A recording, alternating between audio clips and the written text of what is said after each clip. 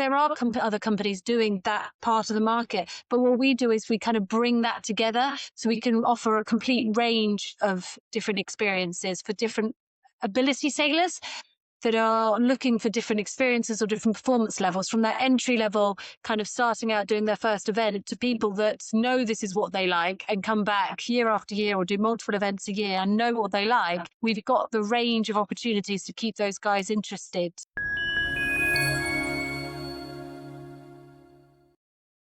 Hello, everyone. Welcome back to the Growth Diary. Today's guest went on a gap year, got on a sailing yacht, never came back.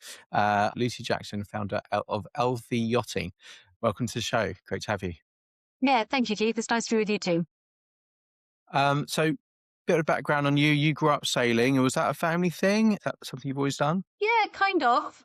We sailed as a family. I think when I was about 8, my parents sent me on a outdoor water sports activity camp, as I'm sure many parents did. And then I came back having loved it, sailing on a topper for the week, and came back going, Daddy, Daddy, Daddy, please buy me a topper. And then as a family, we joined the local sailing club, and then that was probably the next 10 years of our life. Every weekend we were down that sailing club, sailing in toppers, lasers, and then through that. And I got into some youth sailing and did some 29ers and then RS 800s and different boats. But my parents also owned an RS 400 and they raced that. So yeah, it was a family affair. Fantastic. Later on, you went on to study at Imperial College with a plan to work in the environment, then went on a gap year. Is that right? So I never really knew what I wanted to do. I suppose my philosophy, I don't know how I got this philosophy, when I was a teenager, was just wanted to keep as many doors open as possible. So I didn't know what I wanted to do. I knew that I wanted to go to a Edinburgh University. I knew that my strengths were kind of science and maths. So I kind of thought engineering would be a good degree. Went and had a look around Imperial. Went into the civil engineering department, and there was a guy that was so obsessed by soil that I was like, I can't be around people like this. I don't like soil that much. And then went and had a look around the environmental engineering department, which also happened to be the earth sciences department. When these people seem far more my type of person. So went to Imperial and did environmental geoscience, which was great fun. Like, Imperial's a great university to study at. London was amazing. I learned a lot, probably forgotten most of it now.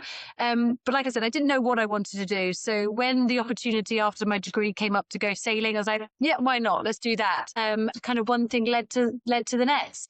Amazing. And what was it about being on the water that completely rode everything else? I always loved racing. And so going from dinghy racing to big boat racing was kind of a new skill to learn. But I think one of the most wonderful things which you get when you're at sea, especially when kind of crossing an ocean, is the freedom. 10 years ago, we had a sat phone and we could send very small emails. Or 15 years ago, we could send those small emails, but generally, you were just disconnected for 2 weeks, 3 weeks. And that is really wonderful when you realize quite how small and insignificant you are. And you're just out there doing the route that Christopher Columbus took across the Atlantic, just at the whim of the elements, reliant on the breeze to get you across, with the big rolling sea, with whales every now and again, and just being at one with nature. And I think for me, even then, we were still trying to run a business whilst on the boat. So trying to make sure that we got the bookings in to keep the income coming in. And the wonderful thing is when you set off on a passage, like immediately just, I haven't applied to it now, it doesn't matter. You'll either be there or it won't be there in 3 weeks. And I think that freedom and that ability to switch off, I think, is something a lot of us probably now miss or don't get the opportunity to. But just being able to disconnect, it's just a fabulous, really special thing to be able to do. I agree. And I always think back to my personal experience of being screen free and being away from your mobile. I see a lot of people at concerts just constantly like looking at the concert through their phone. I'm just like, so just be present, just put it away, experience it, whatever it is. If you're in nature, even more so, just stick your phone away, turn it off, whatever it is. So you went then, you spent 6 years living and working aboard racing yachts before starting the business? Yeah, so the business evolved. So it started out that we were living and working on the boat. So we started in the UK in June, did the UK summer season, which was kind of Chaos Week, the Fastnet. And then we did some delivery cruises down to the Med, did some regattas down there, Le Voile to Saint-Tropez, the Rolex Middle Sea Race, then came back out the Med, did the Arc over to the Caribbean, and then did the Caribbean season. And that was a mixture of racing, cruising, passages, training, family holidays, the whole works.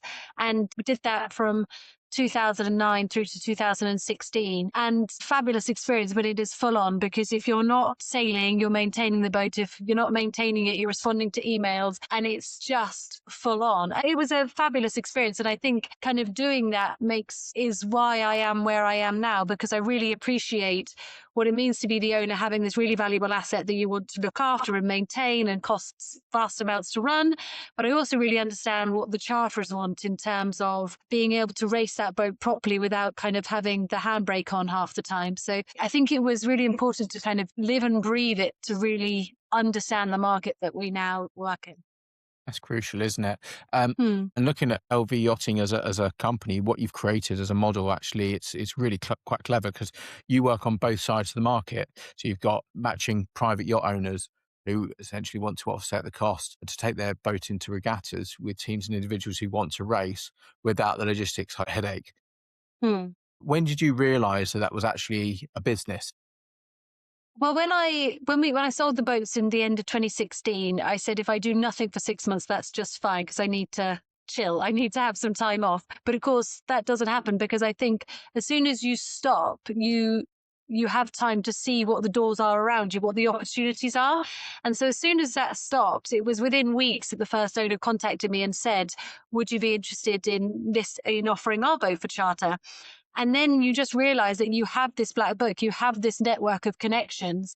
And then it's just that skill of kind of making something of that, of connecting the dots. Yeah, I feel like I'm a peaceful person, and I understand what people want, and I'm confident enough to go and talk to people. And I think that really helped me. Yeah. You mentioned before about the market and how saturated or not it is, and the fact that you're the main company globally now doing yacht racing charters at this level, especially. So, and there's one-man bands doing it, and big boat fleets. But why hasn't anyone else done this, do you think? Because it's a real niche market. And I've got that niche understanding from having been that one-man band running the boat. I understood what that's like, and effectively um, making the decision to have a family said, well, I can't do that anymore. And then the opportunity just arose. And I think for a lot of people, it's not a market they want to get into, because it's full of hassle and hard work, because you've got to you've got to understand all the racing nuances. When it comes to damages, that's like a bareboat charter. It goes out, it comes back. There might be a scratch, or someone's broken a mug.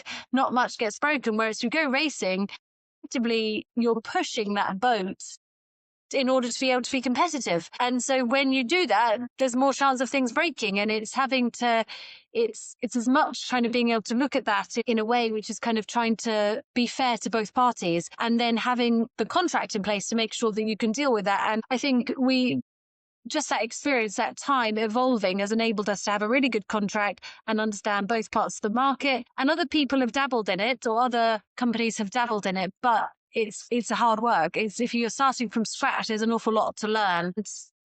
We've just found our niche, and that's where we've started from. Amazing. And your product basically opens up regatta racing to individuals rather than groups. Hmm. Yeah. So what does that mean, and what type of person does that attract? Does it sort of change the makeup of your client base essentially? Well, not everybody has, let's say, 7 or 8 mates that want to go and do Antigua Sailing Week. It enables you kind of go, actually, I really want to do a Caribbean regatta, but I haven't got enough friends to go and do it. It gives that person the opportunity to be able to go and do that by themselves, and then meet other like-minded people that want similar things.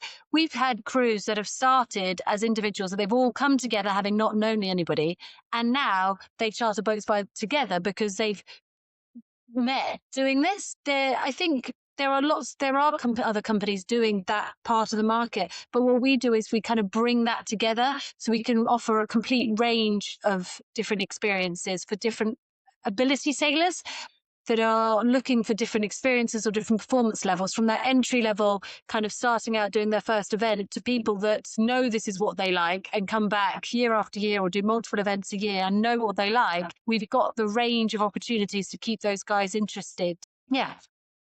We spoke about technology and the operating the back end of the business, and you were sort of concerned about how AI is sort of being brought into business, especially when it comes to content and that side of things. So that you can spot it a mile off. How are you looking to sort of bring technology into a business, which is essentially like a real lifestyle business? Hmm. Yeah, you can see, I think, in some companies' emails, content that is being generated by AI. Mm, And I think mm, that's the obvious way to use AI is to create more content. But I don't want to use AI in that sense because I think yachting is a really kind of well, there's a lot of niche language. There's a lot of specific terms that which AI can't necessarily understand or it doesn't understand yet. And also, we're not just trying to flood the market with content. We want it to be genuine. We're not trying to grow rapidly. We're trying to grow organically and naturally. And a large part of what we do is repeat, but also word of mouth. Flooding the market with more content. I don't. It's a finite market. I don't think we're going to like double the size of that market by creating lots and lots of content. I think AI, can help companies like ours with kind of streamlining processes, enabling us to free up time. I think if I'm clever and other companies are clever, I think that's where it can really help us by making sure we miss fewer opportunities that yes, just streamlining processes. I think that's probably where AI can help. Yeah, I agree. At the moment, on the front end, social media content is you can tell it's made by AI, and it gets a lot of people's backs up. You can see in the Mm, comments a lot of YouTube videos of AI slop, I hate this. Bring back normal content, real mm. content by real humans. And I think maybe potentially in a year, I mean, looking at how far it's come in the last 3 years, looking at ahead in 1 to 2 years, I'm thinking that we probably might not even be able to tell the difference between what's real and what's not. Yeah, I think AI is really good for kind of being able to tweak photos Yeah. and making sure that you're sending out, like, if there's still something a little bit wrong with the picture. I think it can really help just clear things up like that. But some of the videos I've seen on YouTube and other things, you're like, that picture or that video is entirely impossible. Like the sails are on the wrong side of the boat, and it's like Yes. Yeah. it physically doesn't work. Like you have to do this Yeah. double take. Your eyes tell you initially it doesn't work, and then you have to spend like 2 minutes looking at it, go, okay, yeah, that's definitely fake. There's everything that's wrong with that because Yeah. AI Yeah. can't tell you that the wind has to come from this side, and if the wind's on this side, the boat leans that way. So, what's the next chapter for you with the business? Are you looking to diversify? You're looking for growth. You mentioned organic growth. Hmm.